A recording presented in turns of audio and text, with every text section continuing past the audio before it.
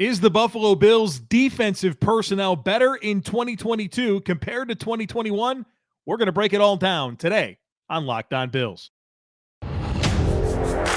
You are Locked On Bills, your daily Buffalo Bills podcast. Part of the Locked On Podcast Network, your team every day.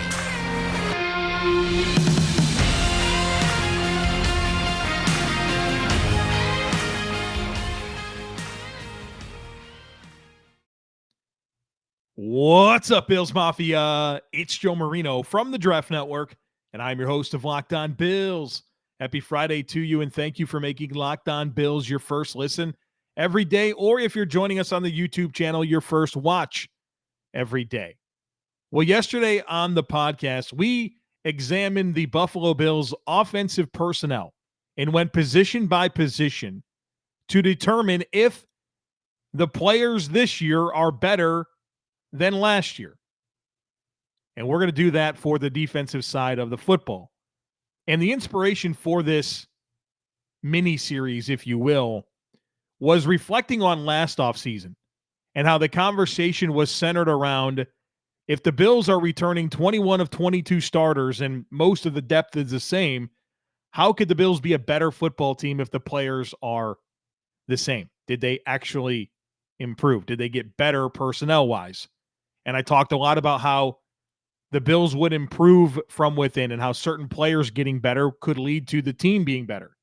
And we've already kind of done some of that this year, earlier this offseason, like, if I'm not mistaken, in the February range, where I talked about the different ways that the Bills can get better from within. And that's a factor in this conversation today, right? Certain players are going to be better or should be, or it's reasonable to think they'll be better in 2022 compared to 2021. And so despite them being the same names, that player could be more impactful. But then the bigger conversation that we're having today is the additions, right? What's different personnel-wise, and should that lead to a better impact and a greater performance from the players on the depth chart this year compared to last year? So we're going to do the defensive side of the football. Today, we'll also kind of finish up with special teams. We'll talk about the specialists and contrast 2022 to 2021. So let's start up front. Let's start with the defensive line, specifically the defensive end position, where in 2021, it was Gregory Rousseau as a rookie, A.J. Epinesa, Boogie Basham as a rookie, and then, of course, Jerry Hughes and Mario Addison. This year's group looks a little bit different.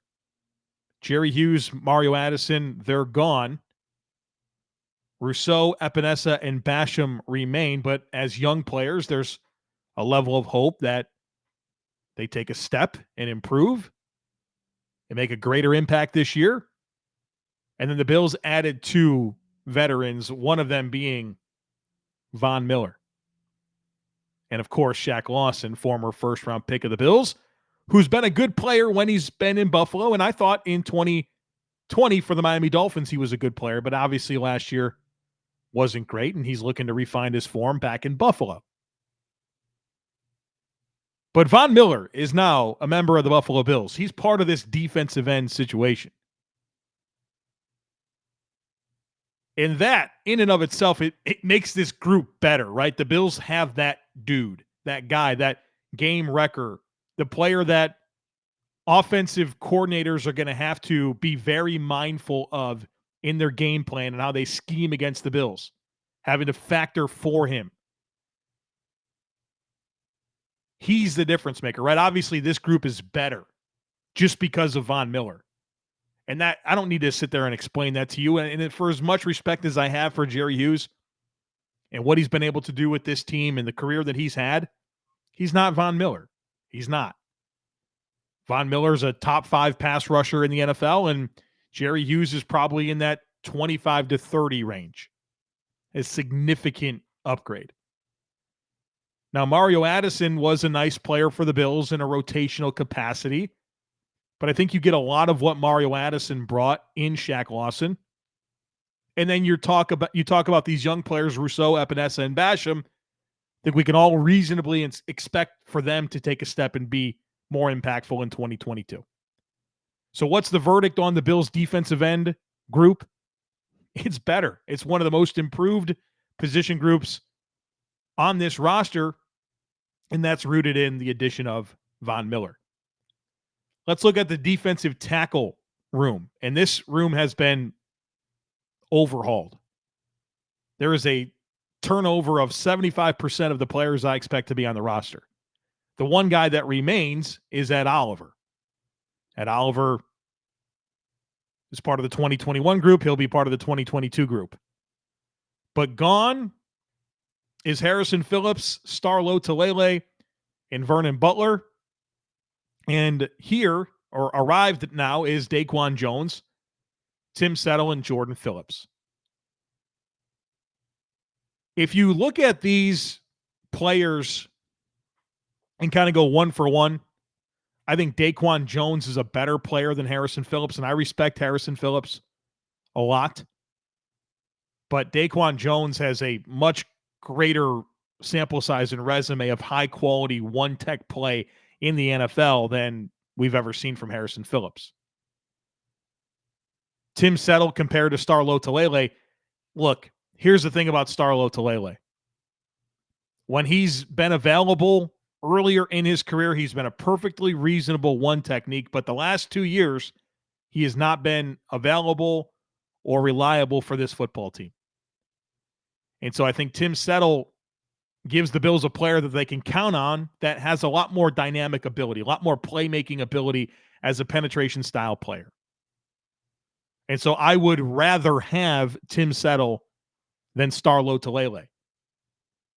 And then Jordan Phillips for Vernon Butler. Are we serious? That's a major upgrade. You know exactly how I feel about Vernon Butler. He's been one of the most disappointing players on this roster since he was signed.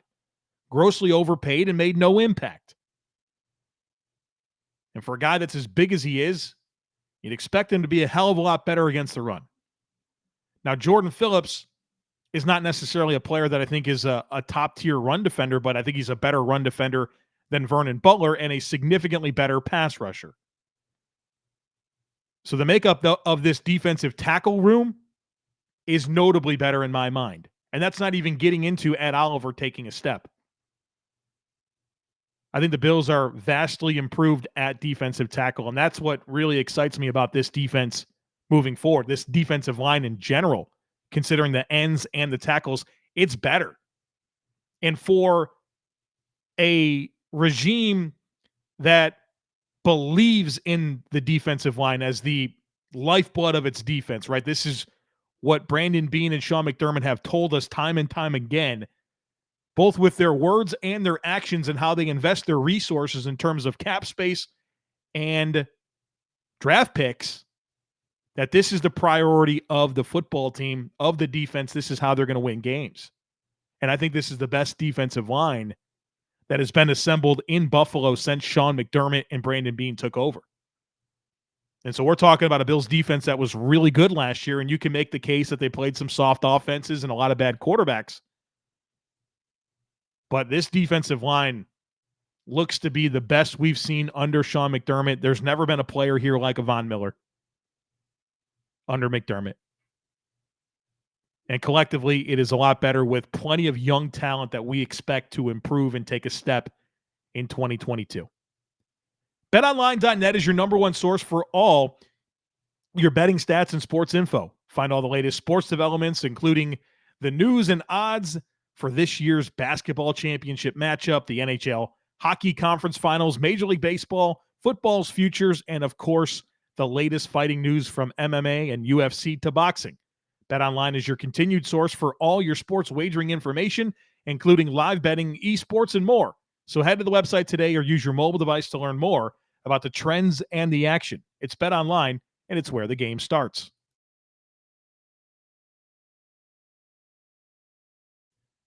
So let's move to the second level of the defense and examine this linebacker situation. In 2021, it was Tremaine Edmonds, Matt Milano, Andre Smith, Tyrell Dotson, Tyler Medikevich, and then A.J. Klein. Pretty similar cast of characters this year, where Edmonds, Milano, Smith, again, suspended for 6 games, Tyrell Dotson, Matakevich, they're all back.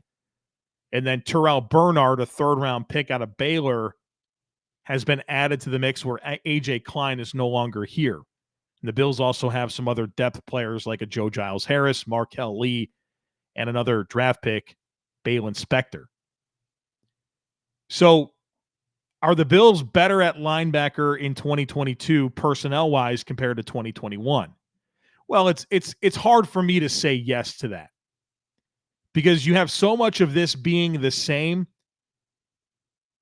minus 6 games that you're going to lose from Andre Smith, and then, is Terrell Bernard a better player than A.J. Klein? Who knows? Who knows? I mean, what Terrell Bernard was asked to do at Baylor, I think, is going to be pretty different to what he's going to be asked to do in Buffalo. A.J. Klein is a player that, for as poorly as his tenure in Buffalo started, I think he emerged as a reasonable player that gave good depth. And when the Bills went to some 3 linebacker sets, you're pretty comfortable with A.J. Klein. How does Terrell Bernard step into that role? And is it Terrell Bernard? Is it Tyrell Dotson? I don't assume it's Andre Smith given his 6-game suspension, but could it be Tyrell Dotson? Is Tyrell Dotson a better player than A.J. Klein? I don't think we can answer that question right now. I think Terrell Bernard has a chance to be a more impactful player than A.J. Klein. I think he's a really exciting fit for what I think he can be as a overhang defender and a big nickel, if you will. I think he's got a little bit more athleticism. Not a little bit. He has a lot more athleticism than an A.J. Klein did. So I think this group could be better, but I can't assume that Tyrell Dotson, who's an unproven player in the NFL and a third-round rookie, is going to be better than A.J. Klein. So I would have a slight lean towards it's worse, but I'm going to call this a push. I don't think you can definitively go in either direction, especially when you consider some of the depth beyond the players that I mentioned in Spector, in Markel Lee, and Joe Giles Harris as players we should be factoring into this 2022 group. I think the Bills have a lot of depth and a lot of intriguing options here behind their primary players. Let's move to cornerback, a highly discussed position. It feels like every year for this franchise, and of course with Levi Wallace signing with the Steelers and Trey White coming off of an ACL tear where we're not sure if he's going to be available to start the season. There's a lot of questions about this cornerback situation. And so let's examine the personnel. In 2021, you had Trey White for 12 games, Levi Wallace, Taron Johnson, Dane Jackson, Siran Neal, and Cam Lewis, I thought were kind of the primary players. In 2022, you have Trey White coming off of an ACL tear. Your first-round pick, Kyer Elam, Taron Johnson, a more experienced Dane Jackson, Siran Neal on a new contract, and then, of course, Cam Lewis. Is this group better? Tough to say, right? It's tough to say. I mean, for as upgradable as we believe Levi Wallace is, we know that he provided a baseline play of reasonable execution for a zone defense. We know that the Bills can field a really good passing defense with Levi Wallace as CB2. We don't know anything about Kyer Elam. We're optimistic. I'm excited. I think he's a great fit. Very, very excited about Kyer Elam playing opposite of Trey White. But we know that Levi Wallace provided a baseline level of play.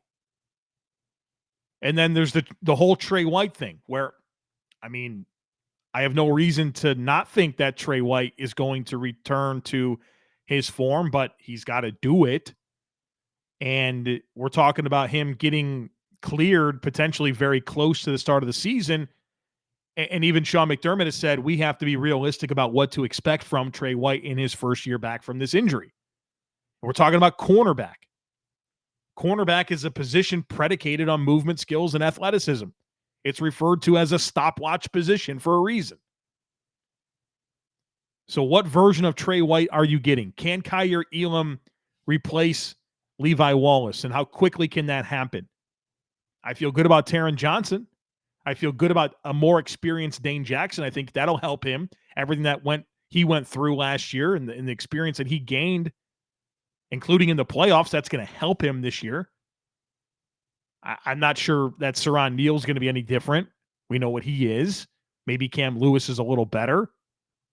But I don't think you can look at this right now and say this is a better cornerback room. It can be. Kaiir Elam can be better than Levi Wallace. I think he will. If Trey White finds his form quickly and he's fine, then yeah, you look at this group and say, yeah, the Bills got better at corner. And there's a path for them to be better at corner. But I don't think I can sit here today and honestly tell you with sound reasoning that it is, other than, hey, I just think Kaiir Elam's going to be better than Levi Wallace with no actual evidence of that being true. So I have a lean worse when it comes to cornerback as we examine this situation here in early June. Let's move on to safety. Exact same players. Jordan Poyer, Micah Hyde, Jaquan Johnson, Damar Hamlin. Even down to Josh Thomas as your kind of practice squad player. Nothing's different. Nothing is different. Now, there are some things that I think are working in the Bills' favor. You have another year of experience for a guy like Jaquan Johnson, who got some game time last year, started a game. You have Damar Hamlin now in year 2. Remember, we were kind of concerned about Dean Marlowe, losing Dean Marlowe last year to the Detroit Lions. And, he's was a sneaky important player, spent some time in the slot, was good depth behind Poyer and Hyde. And we were all nervous about being one snap away from Johnson and Hamlin. Well, now those players are more experienced. And I expect the same level of elite contributions from Poyer and Hyde. I don't expect there to be any drop-off there. And so if Poyer and Hyde are the same and you think that Johnson and Hamlin should be better with more experience and time on task, I lean that despite this being the same players, that it's an actually better situation. So I'm going to lean slightly better when it comes to my verdict on the Bills' safety personnel in 2022 compared to 2021. Now, as promised, I want to talk about the specialists very quickly. Not the whole thing, just the kicker, punter, long snapper, return guy situation. Tyler Bass, he's the kicker. He's a good kicker. We're all happy with Tyler Bass. Reed Ferguson, same thing. We're all happy with Reed Ferguson as the long snapper. Now things get a little bit different when you start to look at the punter situation. Matt Hawk in 2021 as compared to Matt Hawk / Matt Ariza, whoever wins that job. I'll say this. I think that the Bills' punting situation should improve in 2022 because the bar was set so low. Even if it's Matt Hawk, if Matt Hawk wins the job, I don't think he'll be worse than he was last year. And if Ariza wins the job, that means he's better than Hawk. So I think there's a reason to believe that the Bills' punting situation will be better. And then I will say that I think the return situation will be better. Or there at least is a very logical path for it being better. Because last year it was Isaiah McKenzie and Marquez Stevenson. This year you still have those two guys, but you have some meaningful other options and potentially the guys that'll claim the roles. And Khalil Shakir and Tavon Austin and then Jamison Crowder. So I do see a path for the Bills' return guy situation to be better in 2022. And so if the kicker's the same, the long snapper's the same, and there's a very logical path for the punter and the return guy situation to be better, I think the Bills' special teams will be better in 2022. So as we tie a ribbon on this entire conversation that's spanned or spawned the last 2 podcasts, I think the Bills are collectively a better football team personnel-wise in 2022 compared to 2021, offensively, defensively, and special teams. I went through all of that to be able to tell you that statement with confidence. And the reason I'm excited to say that with confidence like I did, that the Bills are collectively a better football team personnel-wise in 2022 compared to 2021 is because even I had this thought. We thought that last year's Buffalo Bills team, the 2021 Buffalo Bills, would be the best roster the Bills would ever have around Josh Allen. Crossed my mind, I'm sure it did yours. This is as good of a team as Brandon Beane will ever be able to assemble around Josh Allen. All these young players, they're getting more expensive. Josh Allen's big pay escalators haven't hit yet. It's just going to be hard for Brandon Beane to put a better team than he did around Josh Allen ever again compared to what was on the field in 2021. Well, the guy did it. And I'm not putting together an argument here that's a stretch or anything like that. I didn't have to reach for this. The Bills are objectively, personnel-wise, a better football offensively, defensively, and on special teams around Josh Allen in 2022 compared to what it was in 2021, when many people thought last year's Buffalo Bills squad would be the best roster ever around Josh Allen. Brandon Beane, good at his job. And that's what gives me confidence in the Bills having staying power as a contender. Obviously, Josh Allen is first and foremost. You have 17 on your team, you got a chance to win the Super Bowl every year, in my opinion. But when you pair that with a really good general manager that is going to make sure that the right pieces are always around him and is never satisfied and has already proven that in an offseason where he's entering the offseason above the cap and picking late in every round, that he can still find a way to improve the personnel on the roster.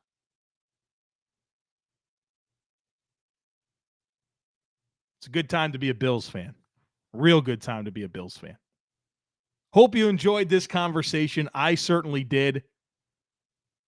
And it definitely ramps up my excitement, and it ramps up my expectations for the season. You know that I'm never a Super Bowl or bust guy. I don't think that's a thing. I don't think any team in NFL history is ever in a Super Bowl or bust situation. That's ridiculous to me. I've said this before. Only one team wins the Super Bowl. Your success as a team for that year cannot be defined in, did you win the Super Bowl or not? And if the answer to that is no, then you failed. I don't buy into that. There's too much randomness in football. It's a single elimination tournament. I don't buy that at all. But I am pretty excited about what this 2022 Buffalo Bills team could get done. All right, folks, that's going to do it for us here today and this week on the podcast. Hope you have a great weekend. We have a lot of great stuff coming your way to next week, where the Bills are in mandatory OTAs, so we should have a lot of great updates. We'll have some clarity, I guess, on the Jordan Poyer situation, where he'll either be there or he won't. And we'll also, kind of get a feel for the entire roster. And if there's any other situations like that we're not aware of, we'll get a lot of clarity next week. So a lot of information and things to react to are coming next week, so don't miss anything. Make sure that you're subscribed. Would love it if you took a second to rate, review, and share the podcast. Have a great weekend, and I look forward to catching up with you again on Monday.